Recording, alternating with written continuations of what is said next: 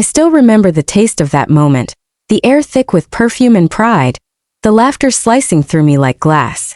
My sister's wedding. Her smile was all teeth when she leaned in and whispered, "You didn't really think we'd waste good food on someone like you, did you?" I froze. The room blurred. My parents didn't say a word. My dad muttered, "Well, maybe she should go." That's when something inside me stopped breaking and started burning. "All right," I said quietly. "I'll go. But just know this, you'll regret it. My name's Harper, and I've spent my whole life feeling what people try to hide. Not like some magic trick, not visions, not fortune-telling. I feel things. The rot beneath the smiles, the guilt under laughter, the danger hiding in charm. People call it intuition. But for me it's louder, heavier. When I was a kid growing up in Charleston, it was a curse. My mom said I was dramatic. My dad said I needed therapy. My sister Chloe said I made everything feel heavy. And maybe she was right, because I could sense every lie in our house, every betrayal waiting to happen. Like the time Dad's new co-worker came to dinner. I told Mom something felt wrong about him. She laughed. Months later, that man conned Dad into a lease that almost cost us our home. Nobody apologized. They just told me to stop being strange. By middle school, I'd learned to keep my mouth shut. Until one day, I warned a teacher about a substitute gym coach. I couldn't explain why, just that something was off. She trusted me. That man was caught trying to install a hidden camera in the girls' locker room. That was the first time anyone believed me. That teacher introduced me to his aunt Olivia. And Olivia, she knew. When I told her about my instincts, she didn't flinch. She smiled and said, "You don't have to be afraid of it. You just have to learn how to use it." That moment changed everything. Olivia taught me how to turn my sensitivity into strength. I started helping her clients, businesses on the verge of collapse, families losing everything. I saw the patterns others missed. By 20, I was running my own quiet consultancy from home, saving companies without anyone knowing my name and why parents didn't care. My sister mocked me. "Working from home?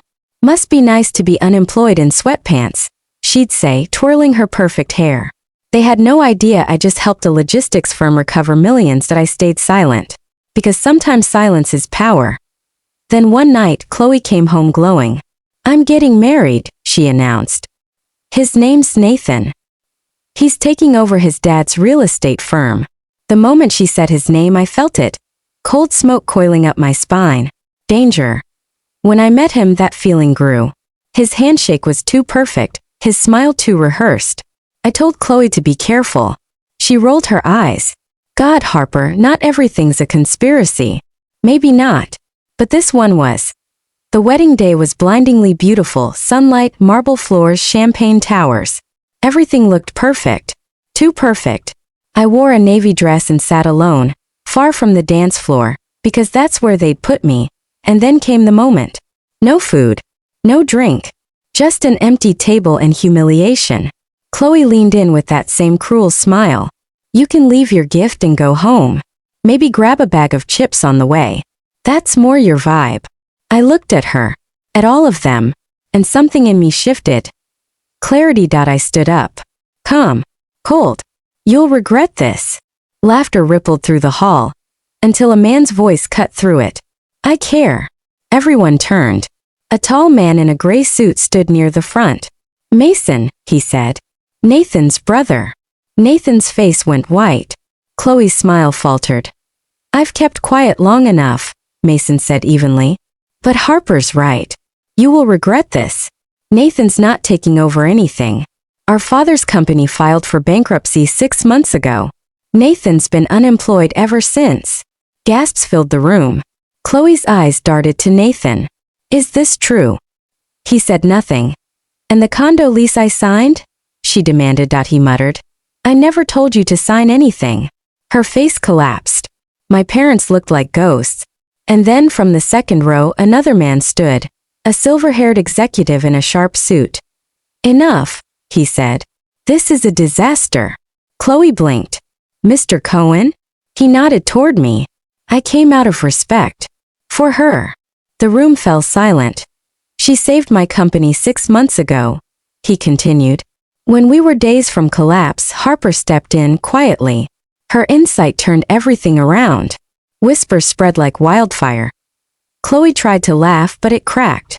She works from home. Mr. Cohen's voice cut like glass. She works from home because she can. She doesn't need a corner office to save empires. She just needs to be heard. That was the moment the tide turned. People started leaving. Someone asked if refunds would be issued. I just stood there calm-centered. You humiliated me for years, I told Chloe. Today was just the final act. But I'm done being your ghost. Mason touched my shoulder. Come on. Let's get out of here. We walked out as the wedding collapsed behind us. The ocean air hit my face like baptism. I didn't look back. By Monday, the wedding was viral. The bride, the fake CEO, and the mystery consultant. The business world took notice. Mr. Cohen offered me a long-term deal. I finally had what I'd worked for: freedom, respect, and peace. Chloe had the opposite. The condo she'd signed for was under her name. Nathan vanished. Her company demoted her. Within weeks she was broke. Mom called. Your sister's struggling. Maybe you could. No, I said softly. I've already helped this family enough. I hung up. By the end of the month, I'd moved into my own place. Sunlight. Silence. My name on the lease. I launched my business publicly, Harper Strategic Insight. Clients poured in. Olivia beamed. And Chloe? She showed up one Friday afternoon. No heels. No makeup. Just tears. I lost everything, she said. I deserve it. But I don't know what to do. I wanted to hate her. God knows I tried.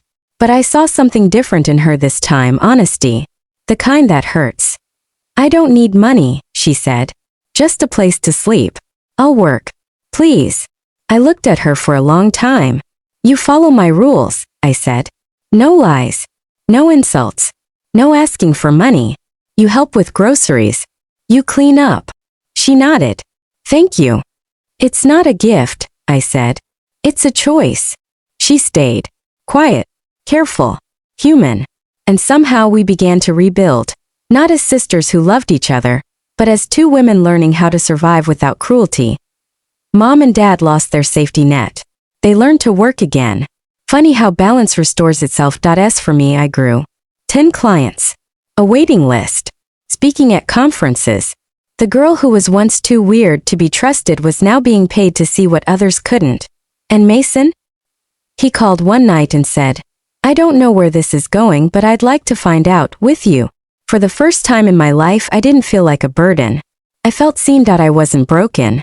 I wasn't cursed. I was gifted. And finally, I was choosing who got to be close enough to see it.